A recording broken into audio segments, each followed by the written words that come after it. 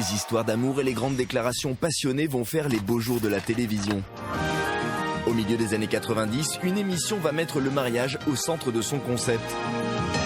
Bonsoir à tous, bonsoir à toutes. Nous allons accueillir tout de suite Angélique et Yannick, faites entrer. Le principe de Pour la vie est simple. Deux couples qui vont prochainement s'unir testent leur amour à travers une série d'épreuves et de gages. À la fin, un jury décide lequel des deux l'emporte. À la clé, de l'argent pour leur mariage et une lune de miel offerte. C'est ce que vous allez voir maintenant, c'est Yannick, sa déclaration d'amour. Elle se passe La où ? caméra cachée et le décor, c'est Paris la nuit. Regardez. L'une des épreuves les plus marquantes de l'émission consiste à faire sa demande de la façon la plus originale possible, le tout filmé en caméra cachée.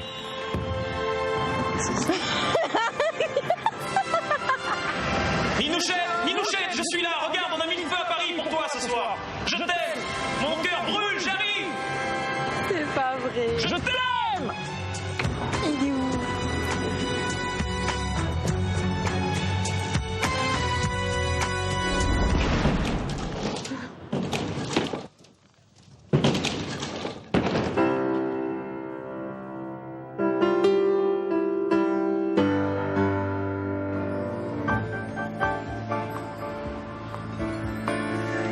Mon amour, parce que tu ris, parce que tu pleures, quand tu dors et quand tu vis, je t'aime et je veux t'épouser. En 30 ans, la télévision a connu son lot d'émotions et de grands élans romantiques en direct. Et comme à la télévision tout est possible, pourquoi ne pas prendre comme témoin de mariage Vincent Lagaffe et Bill, du Big Deal. Madame le maire. Vous allez bien, Madame le maire? J'ai toujours eu beaucoup plus de facilité à animer des émissions avec des candidats lambda qu'avec des célébrités. C'était une émission qui était destinée à ne faire que donner du bonheur aux gens. C'était que du plaisir. Ça vous inspire quoi, vous, monsieur le maire? Le mariage. Ah ouais? Donc, je profite de l'émission. Je voulais quelque chose d'exceptionnel pour te le demander. Maintenant, ça fait 8 ans qu'on est ensemble. Donc, je vais faire peut-être un truc un peu bête. Est-ce que tu veux bien m'épouser? On va pas s'évanouir, là. Il y a encore l'émission à finir, là. Oh, bah non. Parfois, le message surprise est si bien élaboré qu'il en devient impossible à déchiffrer. Ce jour-là, Vincent Lagaffe a dû donner de sa personne pour que ce candidat comprenne enfin la bonne nouvelle que sa compagne tentait de lui annoncer. Si en 30 secondes, vous arrivez à découvrir le rébut qu'elle a composé, on double les gains et on vit un grand moment. Alors il faut que je... 4, 3, 2, allez, Allez. Il faut que terminé. C'est terminé. Oh bon, hein. Il faut que je... C'est quoi ça? Une annonce. Il faut que je t'annonce que Dans 9 mois, mois, nous serons 3.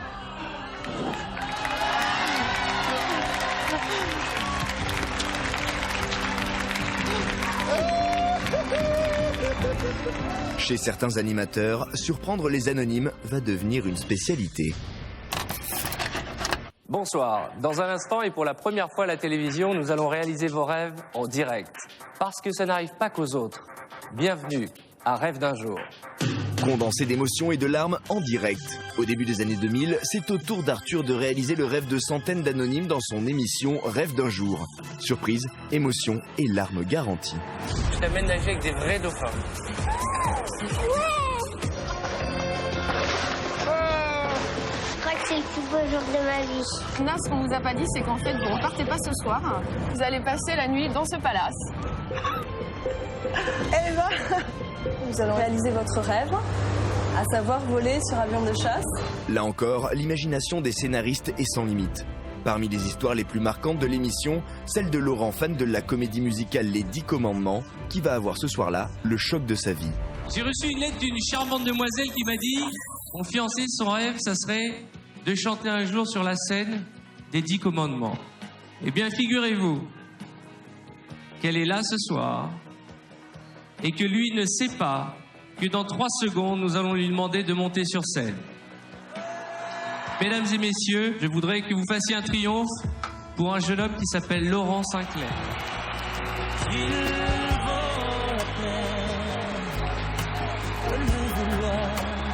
Et la semaine prochaine, à la même heure, il chantera en costume, ici, sur la scène du Palais des Sports. Laurent sera coaché pendant une semaine. Ce sera nous demain. Cours de chant, scénographie, essayage de costumes.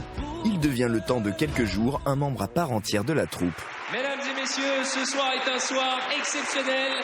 Derrière cette scène, un jeune homme que vous ne connaissez pas s'apprête à réaliser son rêve, chanter sur la scène des 10 commandements. J'entendais le grondement de la salle, ça hurlait, ça criait. Et là, c'était terrible, parce que là, il faut aller dans l'arène. À ce moment-là, toute la troupe s'est écartée, en fait, pour me laisser le passage. En montant les marches, je pensais qu'à une chose, je pensais qu'à chanter, à me diriger au centre de la scène. J'allais tout droit devant, j'y allais. À ce moment-là, j'étais somnambule, voilà.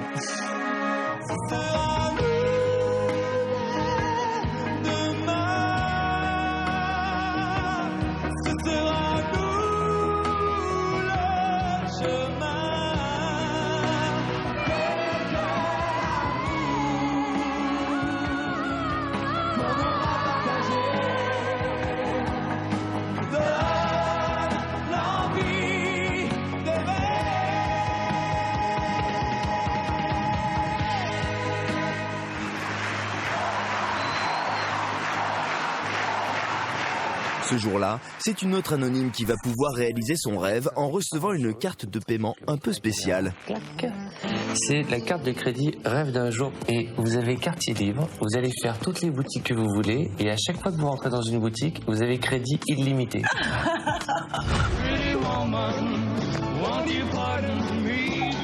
Bienvenue, merci. C'est merveilleux.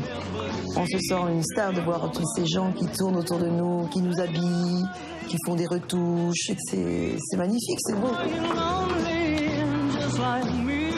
Rien ne semble impossible pour Arthur et ses équipes, même lorsqu'il s'agit de se prendre pour Tom Cruise dans Top Gun. J'ai le plaisir de vous annoncer que nous allons réaliser votre rêve, à savoir voler sur avion de chasse. D'accord.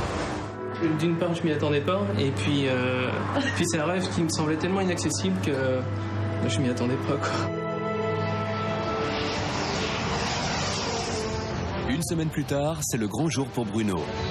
C'est ici que son rêve va se réaliser. Exceptionnellement, le ministère de la Défense autorise le jeune informaticien à pénétrer dans l'une des bases les plus secrètes de France.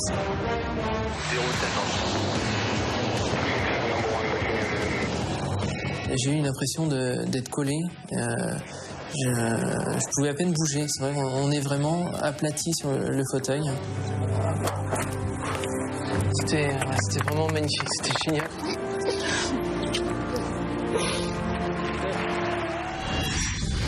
En 30 ans d'émissions cultes, les équipes de production ont planché sur des concepts inédits entièrement construits autour de surprises et de supercheries. Parmi ces programmes, une télé-réalité pas comme les autres arrive en 2007, Secret Story.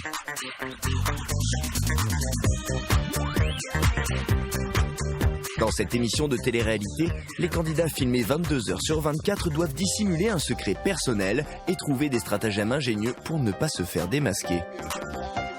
Aux commandes de ce jeu, Benjamin Castaldi. Bonsoir à tous!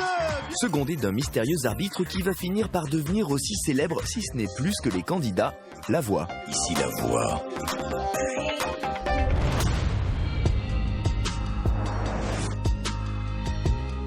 Secret Story, qui a fait le sel et la force du programme, c'est qu'effectivement l'enquête, trouver les secrets des uns et des autres, ça marche, ça fonctionnait très très bien.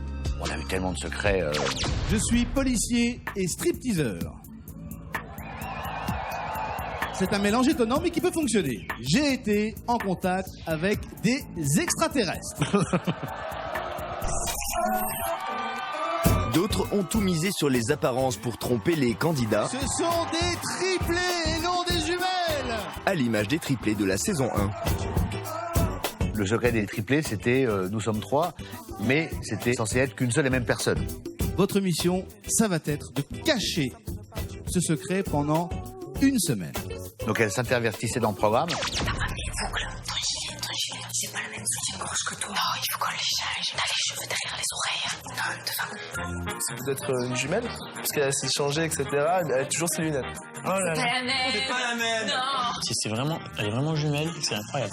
J'ai jamais vu des jumelles qui ressemblent autant. C'est de pire en pire, il me chambre de plus en plus avec ça, quoi. Tatiana a déclenché l'alarme des secrets. Elle croit avoir découvert le secret de Marjorie. A-t-elle raison? Oui, Tatiana, tu as raison, j'ai 2 sœurs triplées. Alors, à votre avis, à quoi ressemble cette maison? Nous y sommes, c'est ici le SAS, c'est l'entrée et la sortie des candidats. Derrière cette porte se cache cette fameuse maison. On y va, on entre bien sûr par le jardin. Toutes ces histoires se sont déroulées au sein d'un studio de télévision maquillé en fausse maison, truffé de caméras, de miroirs teintés et de pièges en tout genre. Pendant 1 mois et demi, 7 jours sur 7, plus de 120 personnes ont travaillé sans relâche à la construction de la maison dans laquelle vont vivre les 13 candidats. À l'intérieur, 41 caméras vont filmer tous leurs faits et gestes, sous 500 projecteurs. Et grâce aux 64 micros répartis dans la maison, vous serez les témoins privilégiés de toutes leurs confidences. En saison 5, des souterrains sont construits en dessous de la maison des secrets afin de permettre à 2 candidats d'espionner tous les autres. Pour moi, la meilleure mise en scène qu'on ait faite, c'est quand on a mis des souterrains dans la maison où les jumeaux pouvaient se balader et aller voir ce qui passait à gauche et à droite. C'était extraordinaire. Les espions. Jarko, on est trop puissant. À nous deux, on va conquérir le monde. Jarko? Oui, Jarko. Retiens bien ce souterrain là. C'est où? C'est la chambre des filles, c'est ça? Ouais, chambre des filles. Le but des souterrains, c'était évidemment de donner un avantage tactique à l'une des équipes. Et là, c'était les jumeaux. Et on avait fait un système incroyable. Ils pouvaient se balader partout et ils pouvaient écouter dans toutes les pièces. C'était vraiment extraordinaire. Là, on s'est vraiment marré. On se marrait, nous, de les voir mener l'enquête, quoi. En saison 9, Christophe Beaugrand succède à Benjamin Castaldi aux commandes de l'émission. Bonsoir à tous. L'animateur change, mais le cœur du jeu reste le même. On va voir si ça marche. Piéger les candidats grâce à des stratagèmes imaginés par les producteurs de l'émission secrète. Vraiment, on est au-delà d'une émission de télé-réalité. On est vraiment dans un jeu avec des supercheries incroyables qui s'organisent. Laura, veux-tu vivre avec Alain dans l'amour et le respect? Oui, je le veux. Alain, veux-tu vivre avec Laura dans l'amour et le respect? Es-tu prêt à lui rester fidèle jusqu'à ce que la mort vous sépare? Donc ça, c'était en direct pendant le prime, ça. Non. Pardon? Alain? Non. La voix donnait des missions à réaliser pour les candidats. C'était une mission. Je suis désolé. Mais ce que je veux dire, c'est qu'on a toute sa vie. Ne me touche surtout pas, tu vas te prendre. Là, ne me touche pas. Ne me touche surtout pas. Tu viens de me taper la honte devant toute la France pour une mission à 5000 balles, en fait? Les autres candidats pensent qu'il y a eu une mission pour qu'ils disent non. Quelqu'un peut m'aider avec cette robe de merde, là? Laura, la voix vous rappelle que nous sommes en direct. Laura. Ah, mais Laura, on n'a rien à faire, là. Laura s'est pris la honte devant la France entière, donc Laura, à ce moment-là, elle s'en fout. Laura, c'est bon. Non, toi, ne me touche pas, tu m'énerves. Viens immédiatement au professionnel. En réalité, Laura était totalement au courant qu'il allait dire non, et ils étaient tous les deux, avec sa fausse colère, en train de piéger les autres habitants. Non mais coucou la voix. Laura, tu es énorme. Fallait être comédien aussi pour être bon dans Secret Story. C'est une émission qui a touché le public et qui fait partie du patrimoine de la télévision française. Qu'on aime ou qu'on n'aime pas cette émission, elle a marqué une place importante dans l'histoire de la télé. C'est tout pour le moment. En 30 ans de supercherie et de pièges à la télévision, les anonymes ne sont pas les seuls à avoir vécu de fortes émotions en direct. Les personnalités, animateurs, chanteurs et chroniqueurs se sont également prêtés au jeu pour se surprendre les uns les autres. De la chanson secrète à avis de recherche en passant par panique dans l'oreillette, les stars du petit écran ont elles aussi vibré devant des millions de téléspectateurs.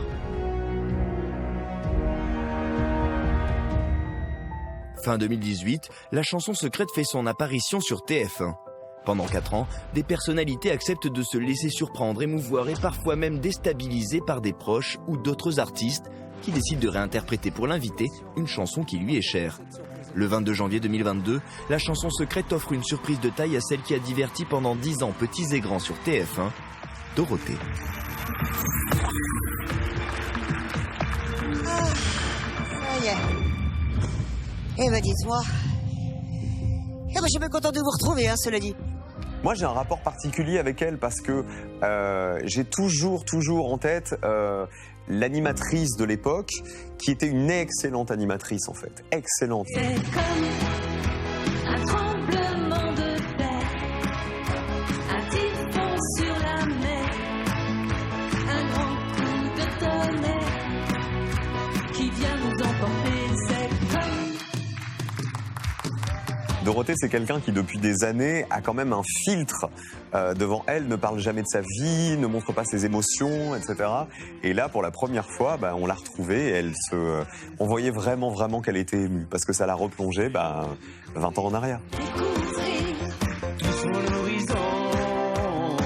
Ils avaient fait venir Christophe Beaugrand et moi, parce que tout le monde sait qu'on l'adore, et que c'est vraiment notre génération et qu'elle nous a donné envie de faire notre métier. Tu crois que le monde t'a abandonné, que rien ni personne ne pourra te sauver. Hey, arrête-toi, regarde, ils sont là. Tu crois que ta vie n'a pas d'intérêt. Dorothée, c'est quelqu'un qui est très sensible, mais qui le cache beaucoup. Et je pense que ce jour-là, on a vu un peu la carapace se fissurer. Et c'était très beau. C'est un très beau moment. Je suis très fier d'avoir participé à cette surprise.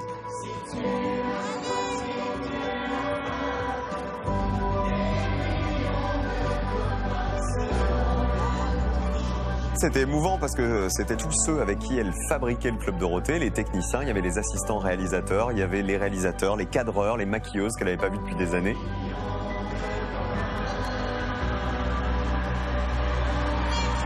C'était une façon de lui dire merci, je pense, pour tous les téléspectateurs qui ont grandi aujourd'hui, qui ont mon âge, qui ont entre 30 et 40 ans, et qui ont passé des matinées entières avec elle, des après-midi entiers avec elle. Donc c'était chouette, voilà, de représenter ceux qu'elle appelait les copains à l'époque, les millions de copains de Dorothée. Je vous laisse vous installer. Iris Mittenard, bienvenue. Oh là là.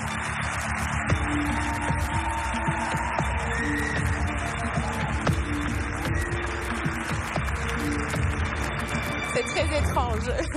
La chanson secrète, c'est stressant. T'es seul dans le noir, t'arrives, tu t'attends pendant quelques minutes comme ça, tout seul. T'as tout le public et personne ne parle.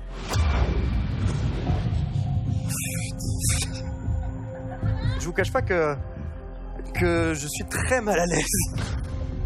Dans la chanson secrète, en principe, on est invité, on sait qu'on va venir, donc on commence à réfléchir à ce qui va se passer. Moi, c'est pas ça du tout. Moi, j'avais été convié pour préparer une surprise à quelqu'un d'autre. Et il y a Nikos qui est sur le plateau qui me dit « va t'asseoir ». Et il y a le public qui applaudit, etc. Je vois une bascule lumière, la lumière qui s'éteint. Je dis « putain, tout le monde m'a piégé ». C'est un visage qui vous donne rendez-vous tous les week-ends à 13h et à 20h sur TF1. Anne-Claire Coudray. Le fauteuil de la chanson secrète, c'est pas du tout le même que celui du journal télévisé où là tout est en maîtrise, on se sent légitime d'être à notre place, on est journaliste. Et là, il faut parler de soi sur le fauteuil de la chanson secrète et c'est pas du tout un exercice dont on a l'habitude quand on est présentateur de JT. Maman, ça c'est notre chanson à nous et ce soir nous allons découvrir ta chanson secrète. Ah, mais oui. C'est Julie Pietri qui a accepté de venir me chanter ma chanson secrète, Ève, lève-toi, qui est une chanson que j'ai chantée des centaines de fois chez moi quand j'étais pas très grande et adolescente. C'était un moment génial à vivre. Ève, lève-toi et danse avec la vie. Quand on arrive, qu'on ne sait pas ce qu'on vous prépare, vous ne savez pas quelle va être la surprise, c'est difficile, hein. C'est une émission hyper émouvante. Quand on n'a que l'amour à s'offrir en partage au jour du grand voyage qu'est notre grand amour. Et là, l'émotion te dépasse forcément. Là, je suis plus dans le contrôle du tout. J'ai des frissons, je vois une chanteuse que j'adore, une chanson magnifique, des photos de famille, de mon papa qui est plus là depuis longtemps. Maintenant, j'ai perdu mon père à 25 ans. Ouais, c'était beaucoup d'émotions. Quand on n'a que l'amour pour unique raison chanson et unique secours. Un moment fabuleux, vraiment. Avant toi, on m'a pas montré le chemin. Je t'ai reconnue. Mes 2 sœurs sont venues et ma grande sœur, elle n'aime pas la télé, elle veut jamais venir et c'était un effort vraiment de sa part. Mais elle voulait être là pour me dire qu'elle m'aimait et ça, c'est ce qui te touche encore plus.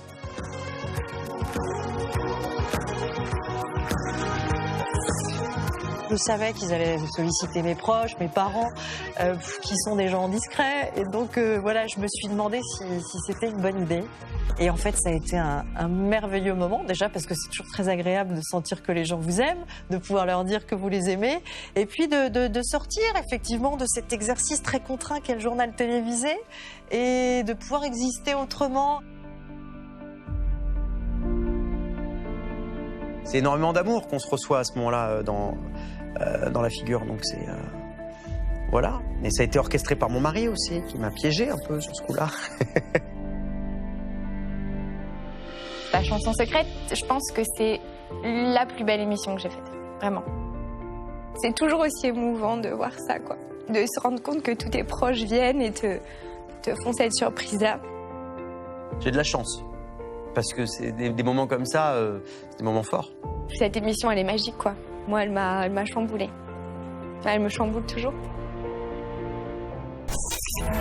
Mais en 2018, c'est Nikos qui va devenir l'acteur principal de sa propre émission lorsque l'équipe de la chanson secrète le surprend. Nikos, On les découvre ensemble? Nikos, Oui. Nikos, Qu'est-ce qui se passe, Jennifer? tu nous as offert de belles surprises ce soir. Tu t'occupes beaucoup de nous. Alors, on a décidé qu'il était temps que ce soit ton tour. Je viens de me faire piéger. Quelque part, on a réussi quelque chose de chouette. Oh my god. Ouais.